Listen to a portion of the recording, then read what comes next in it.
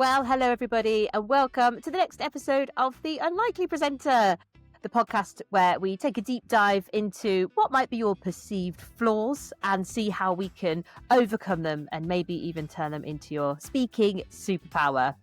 As ever, I'm your host, Stephanie Garey. Hello. I'm so excited to be joined today by the incredibly lovely Natalie Turner, who is the co-founder of the ADHD Collective. Welcome, Natalie. How are you doing? Thank you so much. Yeah, I'm very, very happy to be here. I'm very happy to talk about this topic. So yeah, let's get into it. Yeah, me too. I'm so excited. Thanks for taking the time. Before we dig into it, would you want to give us a little insight into what the ADHD Collective is, please? Yes, so the ADHD Collective is for women, and it's basically a community space for women with ADHD and ADHD to come and be seen and be in the presence of other neurodivergent brains. And what we're finding when people come into that community is then they just can relax because everybody gets it and everybody in the same space feels the same. So there's no need to mask, and that's very relaxing for our nervous systems.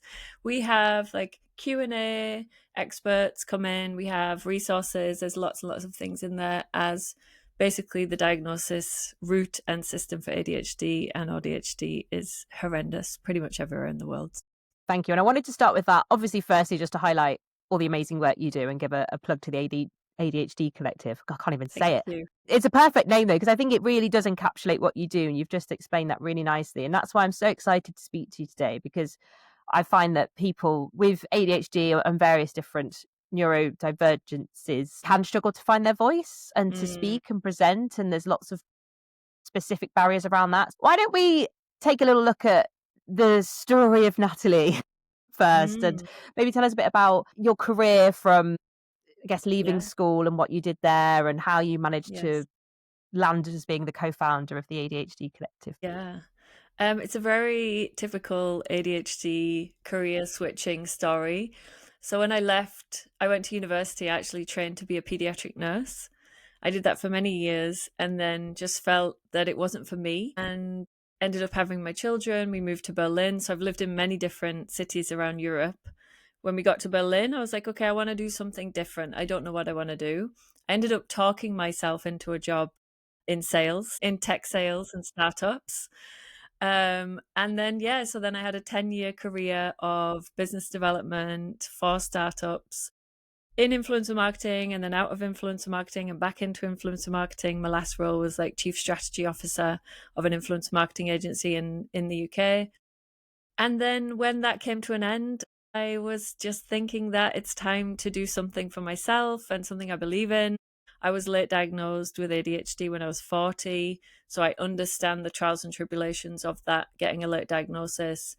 And with my best friend, Monica, who's my co-founder, we've been best friends for 8 years, but we were both diagnosed around about 4 years of our friendship. And then for those 4 years, we've just supported each other a lot. And we wanted to then create that support system for the wider community. Absolutely. I will say that is one of the best ADHD squiggly careers I've heard. From pediatric nurse to sales to influencer marketing to start your own community.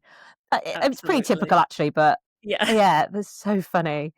I just can't even imagine. And I mean, I'm undiagnosed ADHD, as I've spoken to you about before, but I feel really strongly like I do have it, at least mildly, if not very much so. And feel I'm really in the place now, especially after speaking to you for the last few weeks on and off about other things. Like I really want to get that diagnosis in. But so just for the sake of anyone listening, I'm undiagnosed, but I'm going to keep saying we because I feel I am part of ADHD community. And I want to say the collective is for people who suspect they might have it. They're curious about it. They're undiagnosed because, as I said, it can take 7 years to get a full diagnosis. So if you wait all that time, it's all the time you could already be understanding your brain and putting in systems that help. So everyone is welcome, especially you. So I'm very happy that you use we.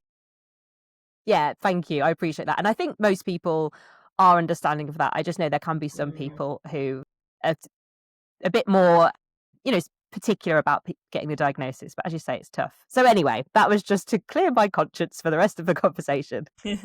So what my next sentence was going to be off that is, I'm someone that really, really struggles to study and really knuckle down at university and at school. And the thought of training to be any sort of medical practitioner of any variety just actually blows my mind that anyone can do that with an ADHD brain.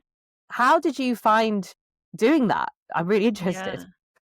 I think it's the practical element of it. So you're not studying all the time, you're actually doing the practical work. And I think for brains like ours, like for me especially, I can talk from my own opinion, I need to see something or I need to do something to learn it.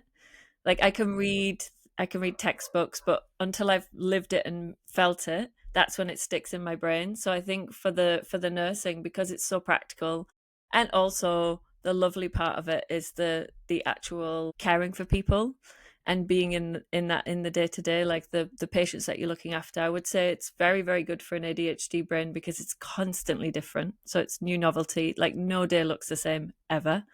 And that's what our brains thrive on. So I think that's how I kind of managed to get into that and stay into it for a little while. Yeah, definitely. I think once I was doing it, it would be great, but it's Mm, the learning. And don't get me wrong, I love reading and I like to understand things. It's just, oh, having to do any sort of coursework.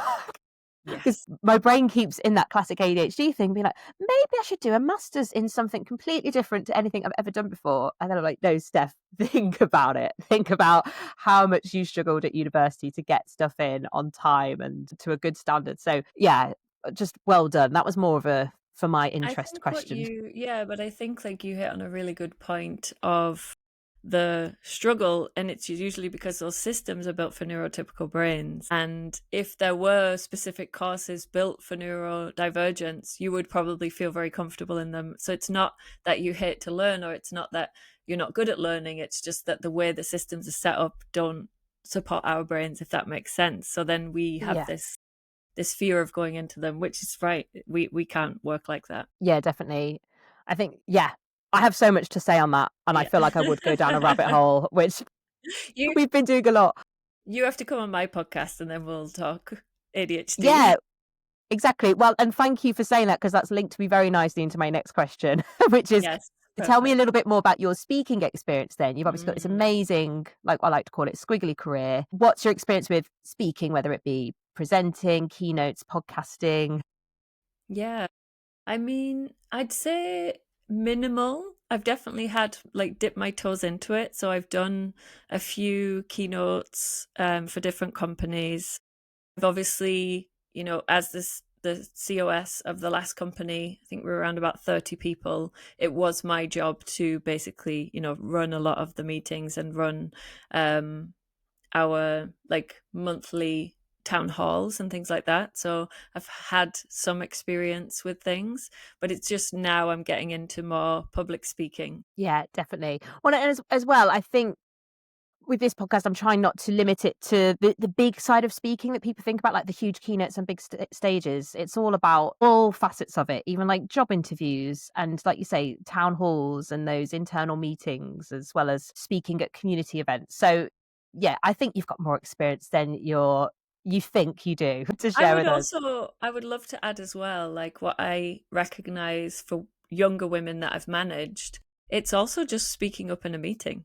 Like some people Exactly. are just so terrified to just do that, and they usually have so much wisdom, and it's so interesting what they have to add to the conversation, and they just sit there silent because they feel like, oh, is it the right time? Should I say this? Is it too much? Like you said, like we can talk public speaking on the big grander scale, but even for people who are just doing their day-to-day job, like speaking up in just a meeting with more people is also really hard.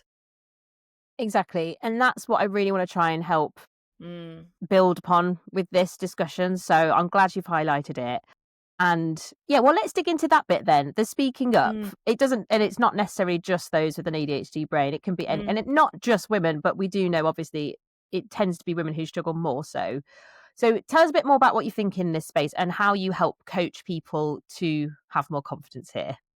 Yeah, I think you have to understand the systemic way in which girls go through school and societal influences on young girls. So it starts very, very young. So in a classroom, it's very usual for a boy to put his hand up, even if he doesn't know the answer. He's just super enthusiastic and he wants to, use his voice.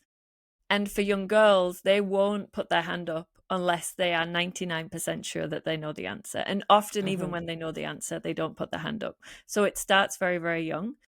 And then that also then translates into people applying for a job, and women won't apply for the job unless they're super overqualified men. So there's Hmm. already these differences in women. And I think it's really important to highlight that before you even get to speak to someone, because a lot of women, we beat ourselves up. Why can't I do this thing? Why can't I speak out in a meeting? And actually, it's understanding that this has been like a whole lifetime that you've been kept quiet in some ways because of the way society is. To then unpack that and understand that you have the skills, you have the knowledge, you have the wisdom. It's just how do we build the confidence to be able to step up? So that's my approach, is a little bit more holistic in understanding where people are coming from, where do they want to go, and just helping them to understand that they can use their voice. And the more, it's like with anything, the more you do it, the more you realize, oh, that wasn't so bad.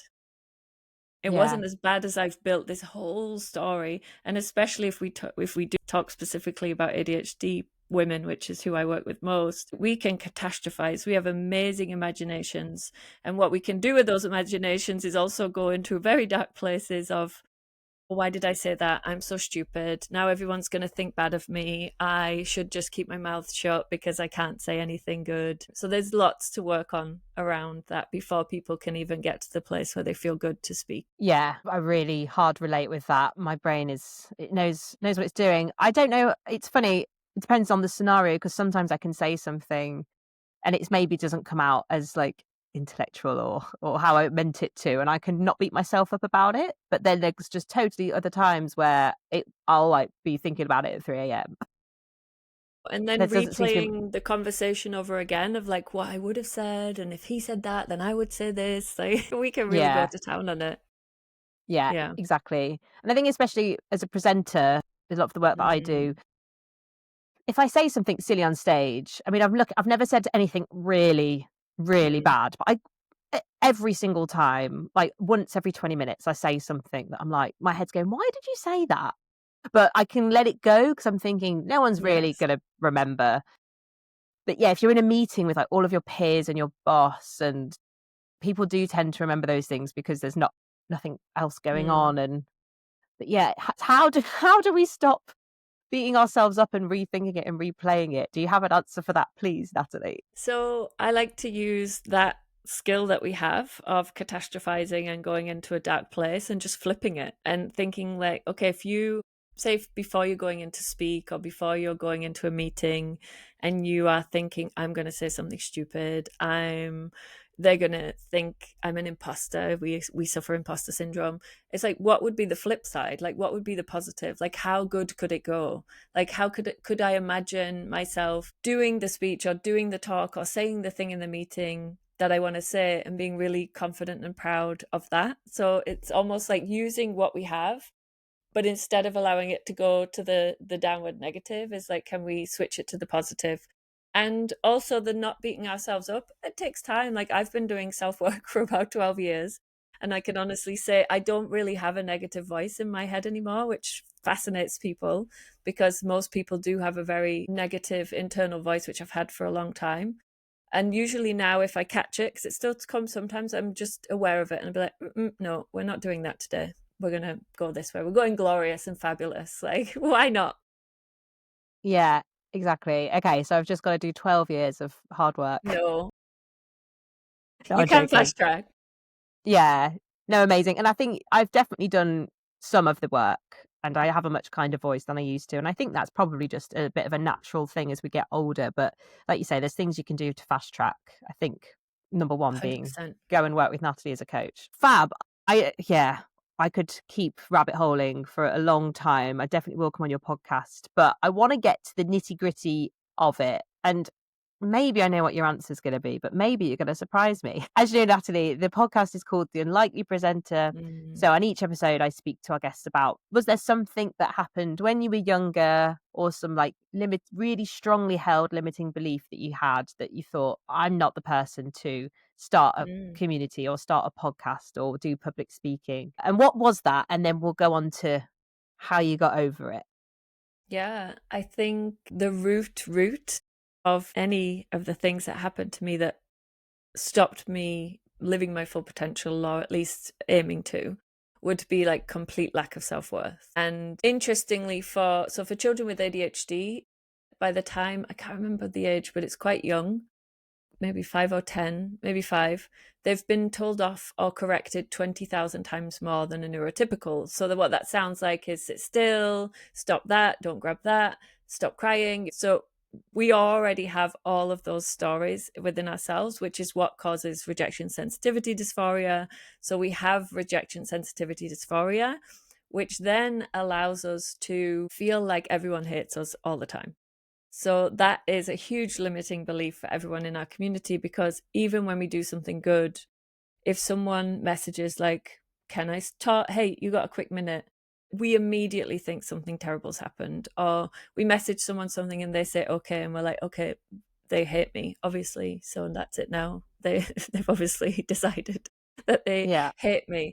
So I think getting over that for anyone with ADHD, and maybe you don't have ADHD, but we still have some of those things in everyday life, for me has been a bit of a lifelong journey, and I needed to get over those things to feel just worthy enough to be in a room. And again, finding where that unworthiness sneaks in, because sometimes I'm like, oh yeah, I feel really worthy, and then someone might say something and all of a sudden I'm back to that, little girl who feels really scared and is masking all the time. So yeah, learning to unmask, learning to sit with rejection sensitivity dysphoria has definitely helped me then just move forward to be able to speak. So interesting. It just literally this weekend, I burnt something, and we were both, me and my partner were both super tired after this big party, and I was like, I'm gonna bake something to like cheer us up, and then just like totally forgot about it. It burned, and he just was like, "Oh god, like this is so Mm, annoying." It wasn't like shouting at me, he was just kind of loudly like, "Oh," like, the house was smelling and whatever, and it was like a brand new pan we'd never used before, and it was all burnt at the bottom, and I it's just like, immediately was like, I went to being 5 again. I yeah. was so upset. It definitely doesn't help that I was really tired, but yeah, I could let myself be upset for a bit. Like, I went off on my own because Mm, I realized it was a me thing, and then was like, "But you know why you're upset? It's because you mm, feel like you've been told off, mm, you've done something wrong, and you're stupid. But that's not mm, true. You're not stupid. You've just forgotten about something, and that's okay." And I was really pleased that I managed to like coach myself out of it, because if that had have been even a few years ago, I probably would have let that ruin my whole day. mm. So So first of all, shout out to all the pans that we've burnt and ruined. I was saying we really need a pan sponsorship, because my highest performing LinkedIn post is when I'd burnt a pan like a couple of weeks ago. I'd put the milk on and I was like, oh, I'll just pop upstairs and do something. Completely got lost track of time, and then my whole house is full of smoke. So shout yeah, out to the pans, but beautiful way of coaching yourself. And it's that, isn't it? It's like when someone, I was married for 20 years, and sometimes my ex would be like, you've left that mug on the table. But when he would say that, what I would hear was, oh, the whole lifetime of you're not good enough. You need to, you've ruined it again almost. So yeah, it's, I want to give compassion to anyone who's listening to this and relating, because it's huge and it's a whole lifetime, hmm, especially the average age of women getting diagnosed is 37. So I was 40. It's 40 years of thinking there's something wrong with you that you then yeah. have to unpack. Exactly. And I would like to do a huge thank you to everyone, especially, I mean, I mostly follow amazing women talking about ADHD just because that's how it's happened. But if it wasn't for the fact that it's become this huge Mm, topic of conversation over the last 5 years or so, at least for me, 5 years, I wouldn't be where I am now. And mm-mm, like I say, I'm still not diagnosed. Hopefully one day I will be. Whether I have it or not, it doesn't matter. I relate to almost everything everybody yeah. says about ADHD. And because of that and the work that you've all done and shared, I can now coach myself out of that thing. Like I said a Mm, few years ago, that would have completely ruined my day. I would have had a huge argument with my partner, and yeah, whatever. So thank you to all of you. And yeah, compassion and pan, what's pan sponsorship needed? what was really funny is we'd forked out for these like quite expensive pans that are place ones, and I remember my partner again rabbit holing. But my partner was like, "We just really need to be really careful with them because it says like don't burn them because they're these special like non-stick ones, whatever." Yeah. And I even said, I was like, "That's quite unrealistic for me Yes. because I know what I'm like, but I've been Yeah. really trying really hard." I even set an alarm to Oh turn my the pan God. off. But I was still eating my breakfast, so I said to my partner, "Oh, can you just go and check the pan?" To me, that meant turn it off. Yeah, turn it off. Yeah. Yeah. He was like, "Oh, it's still cooking." I wasn't listening to him because my brain was thinking of something else, and then so neither of us went. And you know, it's like I've done everything. Like I set the alarm, I've sent someone to check, and it's still gone wrong. I set the Anyway, alarm, I turn the alarm off, and I forget to turn the oven off. Like that has happened 100 times. I love my air fryer because I can just set a timer and then it goes off. And even if I forget it's in there, it's fine. It's not burning. Yeah, air fryer can has been relate. such a game changer for Right. me. It's amazing. Yeah, Again, so ADHD sponsorship for pans and air yeah. fryers, please. I think we're onto something. I think we Yeah. should send them this episode and see who's first in line to sponsor Yeah. the podcast. Well, okay, going to reverse back a bit. Your, in your words, complete lack of self-worth because of the, Mm. what do you say, 20,000 times people have been told off if they've Yeah. got ADHD before 5. Corrected more. Yeah. That's a very interesting stat and quite mind-blowing. You've obviously done a lot of the work. I guess I'm more interested as well, like, what was it like at school, both primary and secondary, and like going into university? How was your confidence speaking there, like in things like presentations, or did you do any school plays or anything like that? Yeah, I've always been relatively confident in speaking. School was horrendous. I was constantly in trouble for talking all the time. Yep. Signs were very that's why I don't understand when they're like because there's different types. So there is inattentive ADHD, which a lot of women have, which they are very physically still but mentally hyperactive, whereas I'm physically hyperactive. And if you look at my school reports, it's almost like a report of ADHD. So school Like I didn't fidgets and do. doesn't stop talking. Oh, didn't stop That was me too. talking. Yeah. Always, yeah, interrupting the teacher. Hmm. Just the classics. And yeah, so I've always felt relatively okay with speaking. I've never got on well with education. I've just, yeah, that's always been a struggle for me. But the speaking has always been there. I've been okay with it. I also don't know if you're into star signs, but I'm Aries and we like to put ourselves out there. So, Nice. I know it a little bit. I'm Pisces. I know a bit about okay. Pisces, and I would say I'm quite a typical one, but Yeah. that's about as far as it goes. Okay, so I guess so you didn't do many like school plays or anything like that. Yeah, I did do school plays. I love singing. So that's Oh, always been my thing. So if there was ever an opportunity to sing, I would be singing. Yeah. yeah. Well, I mean that in itself's almost like a speaking performance. Mm, So yeah. amazing to have the confidence there. When you went to university, I guess considering what you studied, it was probably less relevant. But I found a lot of people that I've spoken to said that they didn't do much speaking during school for Mm, whatever their limiting belief mm. was. And then by the time they hit university and you have to do presentation work, you just have to do it. And that's when their speaking journey kind of really started. Guess your equivalent would have been speaking with the patients and actually being hands-on Yeah. work wise. Yeah. And that comes very naturally. You know, when you're not in a stage or there's nobody watching you or you're just having conversations, I think that's something that we do very well because we're very empathetic and we can, yeah, a bit too much so sometimes. But yeah, so like speaking with patients always came very easy and naturally. And I worked with children, which was amazing. So they're always really fun. Yeah, oh, of course. Well, then I Mm, guess going into your sales role after that was a lot.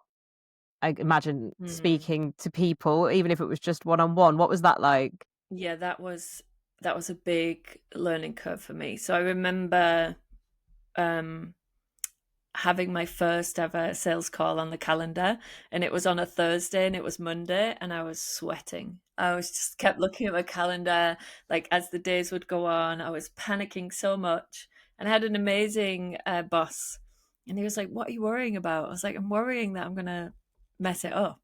And he was like, "Well, if you mess it up, then you mess it up and then you'll learn from it." And that just relaxed me so much because I was feeling like I needed to come on, I needed to be perfect, I needed to say the perfect thing. And actually, in sales, the best thing you can do is talk less. So you want to actually ask questions that get them to talk because you want to understand about them.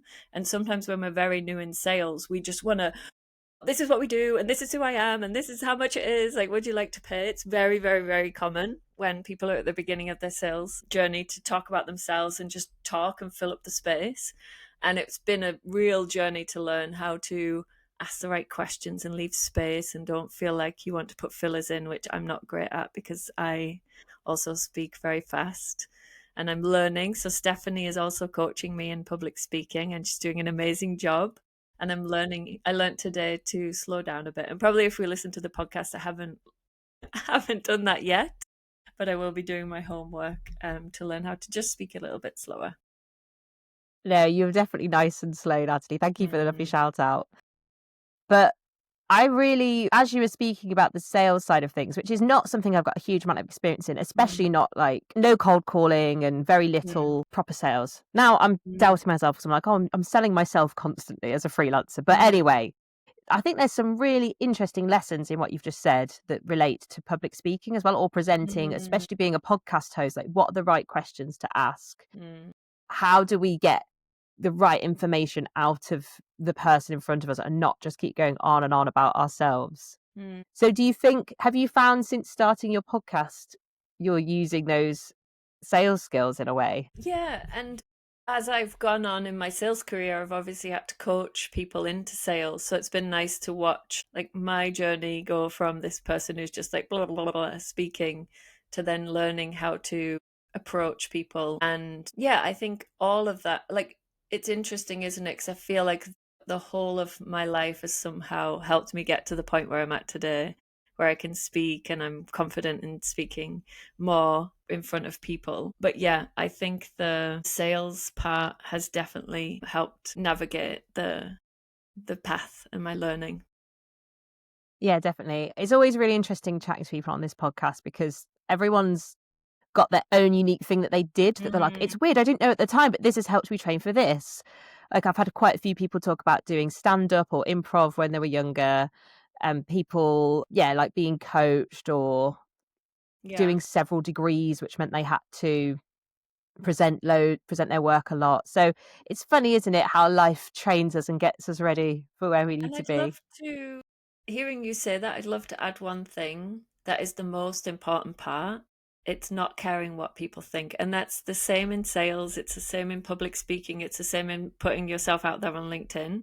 A lot of us can hold ourselves back because we really feel, but what will people think of me? And in sales, it's more like, oh, what if they say no? Great, then they say no, and you know that that's not the person who you should be working with. Or you can then go in and try and work with objections. But it's the same putting yourself out there. A lot of people are just so terrified to do it, which makes me sad because I have two teenagers, so luckily I'm in Cringe Academy where I literally breathe and I'm cringe. So I feel like there's nothing anyone could do or say that would make me feel more cringe than hanging out with my teenagers. So I'm super open. I'm just put myself out there. And also, some people won't like you. Some people won't like your keynote speech. Some people won't like the way you talk. Some people won't like your message. And that's okay. And if you can be okay with that, then you will get so much further in public speaking because you're not for everyone. Amazing. Because if you were, there's too many people and that would be too much. Exactly. And it's like, you don't like everyone.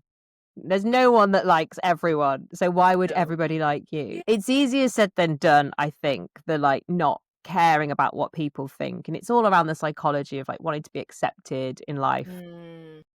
I have some things that work for me. I'm interested what's worked for you. You've obviously said you've got the two teenagers, which is great training.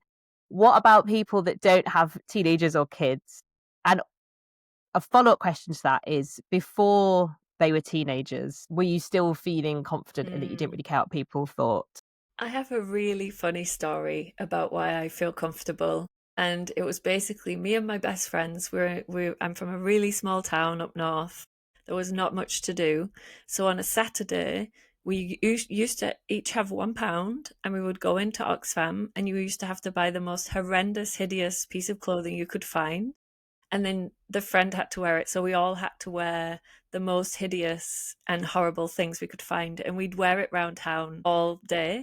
And we thought we were being hilarious. And obviously, everyone's looking and pointing. And I genuinely think that this was the training I had. And I'm not saying to people, go and buy something hideous and wear it out. But I do believe that was like the very beginning of me not really caring what people thought, because of course it was ridiculous and people did look and laugh. And yeah, I think that was my very weird part of training. And also, I would say the older a woman gets, the less F's she gives about the world. So when we're very young, we're 20, we think everybody is looking at us, we think everybody cares about us. I also say this to people in sales. Most people don't care about you, they care about themselves. So when you think people are looking at you or talking about you, they're not. They're usually thinking about their experience and how what you're doing might affect them. But very, very little of the time, they actually really focus on what you say, or how you said it, or what you were wearing, or if you interrupted. I often find we overthink those things a lot more than the other person who we might be interacting with. Yeah, definitely. And I think if you think to some of the best keynotes that you've listened to at events or the best podcasts or Mm, whatever it is, more often than not, you're not thinking, wow, that person's really great. You're thinking, that story really resonated with me because it's reminded mm. me of this thing that happened to me. It's like we're all doing the same. Everyone's thinking that. Yeah. And so And I once would say as you well, realize like, that, yeah, I would say in a world of AI where copy is so easy just to write now, like, I really genuinely believe the currency of the future is authenticity. So it's really showing up and being your most authentic self, because we're bored of reading AI generated comments and AI generated LinkedIn posts and all that. You can make 1,000 blogs in a minute. Why? I don't yeah. care. It's too much. So I do think in some ways being a public speaker is going to be really good for people's personal brands, because then I know it's actually your voice and what you're saying, and it's coming through. And yet it might not be polished and it might not be perfect, actually better, because with everything is so polished now with this, that I think it's really going to be how people can elevate their personal brand is being more in front of a camera, being more with their voice, so that we can prove that it's actually us and it's our thoughts and opinions. You are 100% preaching to the converted here. And Mm, actually, so I had the idea for this podcast over 2 years ago, mm, recorded a load of episodes, and then it's just been on the back burner for a while just because of various life things. And yeah, in the last few months, I was like, oh my God, now I can really see what's going to happen here. We're all sick of everything you've just said. So I was like, it's time to start getting both like my voice out there and others, and yeah, showing people that that's what they need to do as well. So thank you. That's like the perfect advert for this thank you. podcast. And we haven't even talked about that before. So that's really funny. Yeah. Amazing. Well, okay, let's get last bits of advice then. I guess specifically your expertise. Well, you've got lots of expertises. It's not a word, but around the ADHD Collective and like women finding their voice and showing up and all of that amazing stuff. So for anyone that's listening that's thinking, I've liked what they've said, but I'm still not really feeling confident to speak, Mm. or I don't know what I'd speak about, I don't know where I'd speak, whatever it might be, what advice would you like to share? One of the best things I've done through a coach I had was speaking it to myself in the mirror. So just practicing what you want to say until you feel really comfortable with it. And this I did about negotiating a salary. So we were talking about negotiating a salary, and when she asked me to ask how much I would ask for, I started to squirm, and she was like, look at your body language. Like, no, like you need to be like, this is my ask.